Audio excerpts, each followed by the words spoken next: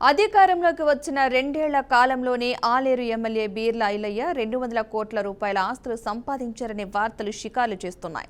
ఎమ్మెల్యేగా గెలుపొందిన తర్వాత బీర్ల ఐలయ్య తన అనుమాయులైన ధనావతి శంకర్ నాయక్, చాడా భాస్కర్ రెడ్డి, భూక్యా రాజారాం, యాదగిరిగుట్ట మాజీ ఎంపీపీ చీరా శ్రీశైలం, శిఖా ఉపేందర్తో పాటు మరికొంతమందిని బినామీలుగా మార్చుకుని 100 ఎకరాలు అక్రమంగా కూడబెట్టారనే ఆరోపణలు వెల్లువెత్తుతున్నాయి. ఈ ఆస్తుల విలువ బహిరంగ మార్కెట్లో సుమారు 200 కోట్లకు పైనే ఉంటాయంటున్నారు స్థానిక ప్రతిపక్ష నేతలు. ఇంత పరిమిత కాలంలో ఇన్ని ఆస్తులు సంపాదించడం ప్రజాస్వామ్య దేశంలో ఎలా సాధ్యమని ప్రశ్నిస్తున్నారు. బీర్ల ఐలయ్య అక్రమ ఆస్తులపై ఆర్టీఏ ద్వారా Telangana real estate sufferers association దరఖాస్తు చేయగా ఈ పూర్తి వివరాలు బయటపడ్డాయి. ఈ అక్రమ క్రషర్ కెపాసిటీ గంటకు 300 టన్నులు, సంపాదన నెలకు 6 కోట్లు, సంవత్సరానికి 72 కోట్లు. ఈ అక్రమ క్రషర్ను ఆలేరు ఎమ్మెల్యే బీర్ల ఐలయ్య, సాల్వు యజమాని జయరాం రెడ్డి వాళ్ళ పరివారం అంతా కలిసి ప్రారంభించారు. ఈ హరి అనే వ్యక్తి ఎవరు? అక్రమ క్రషర్ నడవడానికి ఇతని వెనక ఎవరున్నారు? ఎమ్మెల్యేనా, మంత్రినా, లేక అధికారులా? ఇది ప్రజల సంపద. దీన్ని అక్రమంగా దోచుకుపోతుంటే ప్రభుత్వం ఏం చేస్తోంది అనే ప్రశ్నలు ఉత్పన్నమవుతున్నాయి.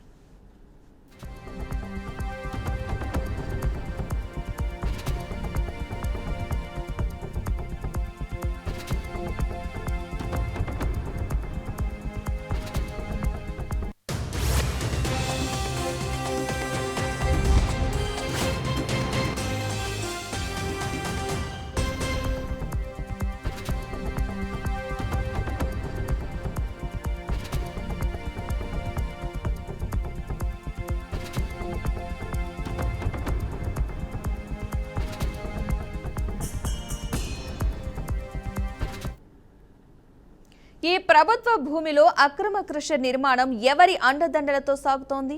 అధికారుల, ప్రజాప్రతినిధుల, ప్రభుత్వ విప్ బీర్ల ఐలయ్య, లేక ఇన్ఛార్జ్ మంత్ర, లేక గనుల శాఖ మంత్రి అండదండలతో నడుస్తోందా? చల్లూరు గ్రామ పంచాయతీ పర్మిషన్ లేదని 4/12/2025 నాడు ఆ గ్రామ పంచాయతీ కార్యదర్శి ఆర్టీఐ కింద లెటర్ ఇచ్చారు. రాజాపేట తహసీల్దార్ కార్యాలయం కూడా నవంబర్ 11, 2025 నాడు తమ నుంచి ఎలాంటి పర్మిషన్ లేదని లిఖితపూర్వకంగా తెలిపింది. ఎలక్ట్రిక్ బోర్డు వాళ్ళు 17 అక్టోబర్ 2025 నాడు తమ కార్యాలయంలో ఎలాంటి డాక్యుమెంట్లు లేవని ఎల్ఆర్ నెంబర్లు లెటర్ ఇచ్చారు. మైనింగ్ డిపార్ట్మెంట్ వాళ్లను మోసం చేస్తూ గతంలో అమ్మిన భూమి డాక్యుమెంట్లు పెట్టి పర్మిషన్ తెచ్చారు.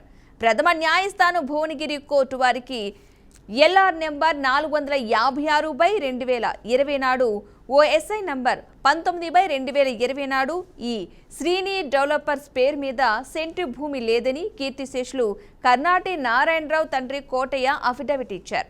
ఈ అక్రమ క్రషర్ను 4327/2019 నెంబర్ గల డాక్యుమెంట్నే పెట్టిన మైనింగ్ డిపార్ట్మెంట్ వాళ్ళు లీగల్ చూడకుండానే పర్మిషన్ ఇచ్చారు.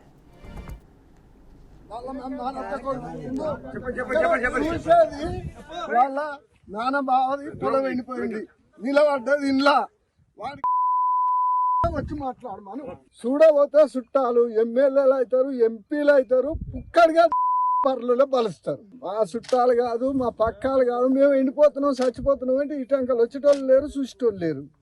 మాకెందుకండి? మీరు పెద్దలు కావచ్చు, దునియా ఉండొచ్చు, కోర్టులు ఉండొచ్చు, పార్టీలు ఉండొచ్చు, పనికిరాని మనుషులు ఎందుకు మీరు అనేది నేను భావించి అమ్మది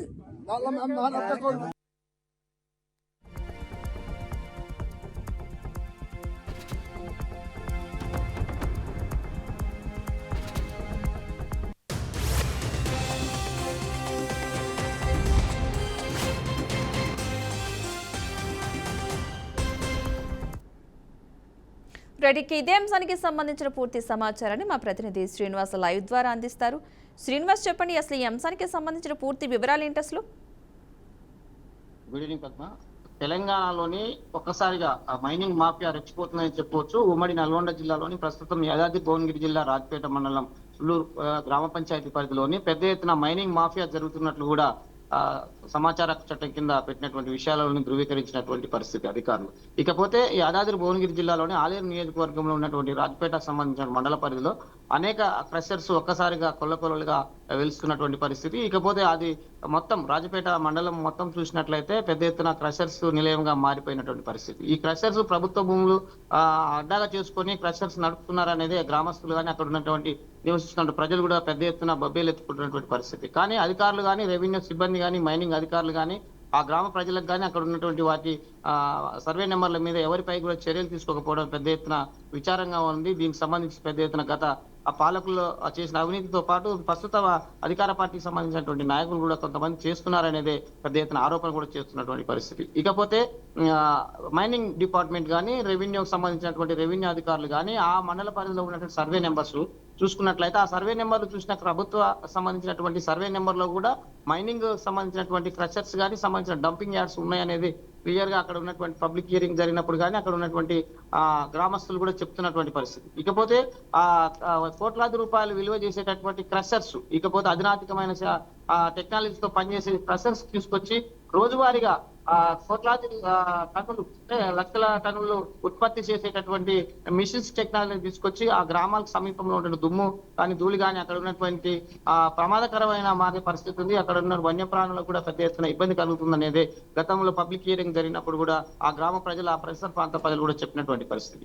ఇకపోతే ఇలాంటి విషయాలను తుంగలో తొక్కినటువంటి రెవెన్యూ సిబ్బంది, సంబంధించినటువంటి మైనింగ్ డిపార్ట్మెంట్ వారు పర్మిషన్లు ఎందుకు ఇస్తున్నారు, ఇక్కడ ప్రభుత్వ నిబంధనలు తుంగలో తొక్కుతున్నారనేదే ప్రశ్నార్థకంగా మారినటువంటి పరిస్థితి. వారికి తోడు ప్రజాప్రతినిధులు ఉన్నారా, లేకపోతే జిల్లా యంత్రాంగంలో పనిచేస్తున్నటువంటి మరికొంతమంది ఎవరైనా అధికారులు ఉన్నారా అనేది ప్రజలు పెద్ద ఎత్తున ఆశ్చర్యపోతున్నటువంటి పరిస్థితి. ఇక నుంచి అయినా ఈ మాఫియాని అంటే ఆపినట్టయితే అక్కడ ఉన్నటువంటి భూగర్భ జలాలే కావచ్చు, అక్కడ ఉన్నటువంటి జంతు పరిరక్షణ కావచ్చు, అక్కడ ఉన్నటువంటి ప్రజలకు కూడా అనేక మంది రోగాల బారిన పడుతున్నారు.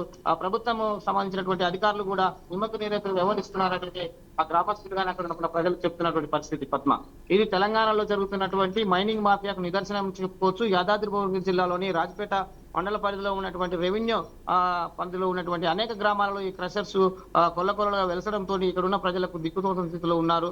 వారు ఎవరిని ప్రశ్నిస్తామన్నా కూడా వారిపై అనేక బెదిరింపులకు పాల్పడుతున్నారని ఆ గ్రామస్తులు కూడా చెప్తున్నటువంటి పరిస్థితి. పద్మ, మరి ఎందుకు అధికారులు ఇంత జరుగుతున్నా పట్టించుకోవట్లేదు అంటారు? అసలు అధికారులు ఎందుకు ఇంత నిర్లక్ష్యం వహించారు అనుకోవచ్చు అంటారు?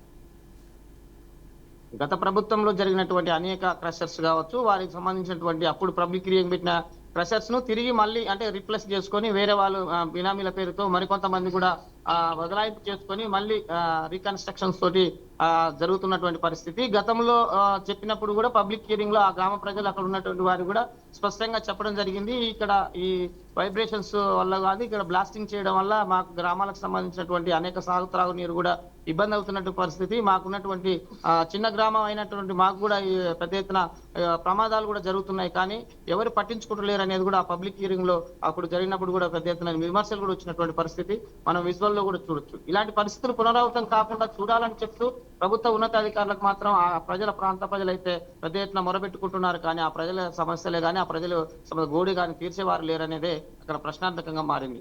పద్మ, అయితే గతంలో అక్కడ అక్రమ బ్లాస్టింగ్ కూడా జరిగినట్లుగా అయితే తెలుస్తుంది. దానికి సంబంధించిన అప్డేట్స్ ఏమైనా ఉన్నాయా? అలాగే అక్రమ బ్లాస్టింగ్ జరిగినప్పుడు కూడా నోటీసులు కూడా వచ్చాయి, అంటే దీనికి అనుమతులు లేవు అంటూ కూడా ప్రచారం జరుగుతున్న నేపథ్యంలో మరి ఈ అంశానికి సంబంధించి అప్డేట్స్ ఏమైనా ఉన్నాయా? దీనికి సంబంధించి సోషల్ ఫారెస్ట్ లో కూడా ఈ ల్యాండ్స్ ఉంటాయి, అవి ప్రభుత్వ ల్యాండ్స్ గా గతంలో కొంతమంది ఆ సర్వే నెంబర్ చూసినట్లయితే ప్రభుత్వ సర్వే నెంబర్ లో ఉన్నటువంటి భూములు గాను గుర్తించారు. ఆ భూములను కూడా తిరిగి వేరే సర్వే నెంబర్ నుంచి బదలాయించుకొని అదే ప్రభుత్వ భూములలోనే క్రషర్స్ నిర్మాణం చేస్తున్నారనేది కూడా గతంలో ఎంక్వైరీలో కూడా తేలింది. దీనిపై గతంలో అనేక మార్లు కూడా ప్రజాప్రతినిధులు అప్పుడు ఉన్నటువంటి అధికార పార్టీకి సంబంధించిన నాయకులు కూడా ప్రతిపక్షాలు కూడా వాళ్ళ మీద కేసులు వేయడం కూడా జరిగింది. ఆ తాత్కాలికంగా కేసులు వేసుకున్నారు తప్పితే అక్కడ ప్రభుత్వ భూమిని కాపాడినటువంటి జిల్లా అధికారుల యంత్రాంగం లేదు. అక్కడ ఉన్నటువంటి ప్రజాప్రతినిధులు ప్రభుత్వ భూములనే టార్గెట్ గా చేసుకొని వ్యాపారాలు క్రషర్లతోటి మైనింగ్ మాఫియా అయితే కొనసాగుతుందని చెప్పుకోవచ్చు. Padma, right, thank you Srinivas.